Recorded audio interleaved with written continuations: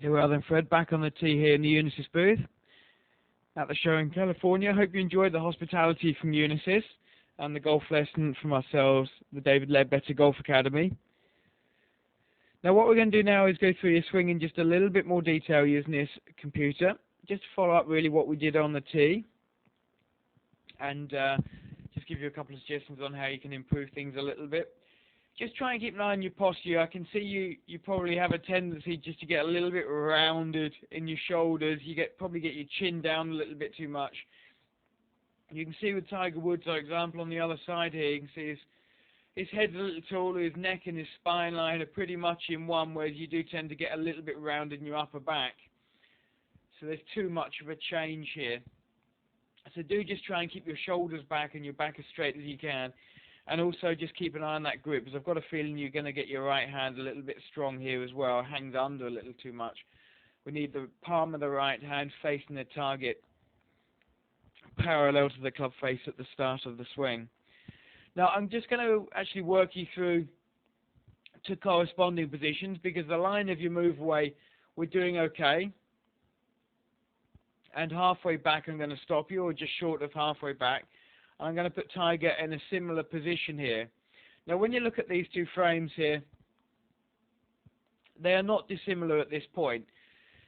And what I want you to just try and bear in mind, that the overall philosophy of the golf swing is that the bigger muscles control the smaller ones. So in other words, as you turn your chest and you turn your shoulders, or generally the upper body as a whole, the hands, arms and club are going to work with that movement. So it's all relative. They all work as one unit.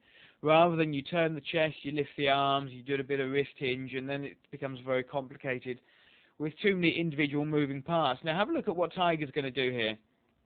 Really what he's done, he set himself halfway backwards. He's got a 90-degree wrist hinge, which we can't really see from this angle, but the plane of the shaft is correct. He's halfway turned, and all he's going to do, in other words, got all the fiddly parts of the swing out of the way with, and all he's going to do is rotate his chest.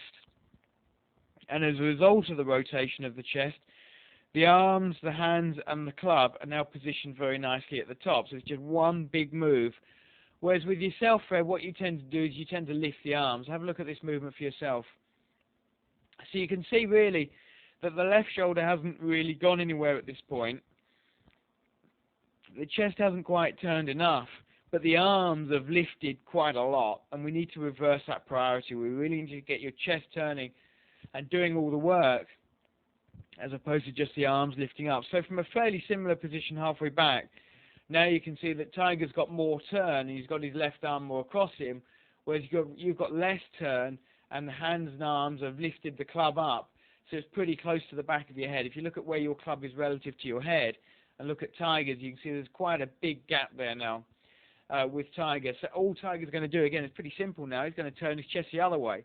He's going to re-rotate his chest, get back to impact, and carry on rotating his chest until he finishes his swing. It's not going to be quite so easy with you, because obviously you haven't really controlled the backswing with your chest anyway. So as you start to turn down, obviously you rotate the chest, but as a result, the club gets steep. It gets in front of you too much. And again, I'm just going to bring Tiger back to a corresponding position again here. So if you have a look where Tiger's club's coming through his body, it's coming through the upper bicep or lower shoulder. Whereas you have a look at yours coming between your shoulder and your neck.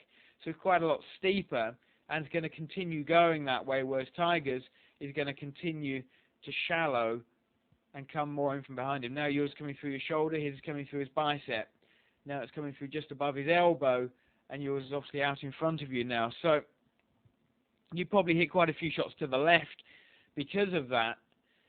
Really, but you can just improve that from a couple of simple things there. So do keep an eye on your preparation there, Fred, but really just try and feel that the chest controls the whole of the backswing, so your swing will be a little shorter, definitely a lot less arm orientated, and then you can really just improve the path and rotate back through it, and it will really just simplify your swing a little bit. But you've got some decent things in there, so keep working at that. Once again, really hope you enjoyed the hospitality from Unisys. And on behalf of the David Leadbetter Golf Academy, we look forward to seeing you again soon. Thanks a lot. Bye-bye.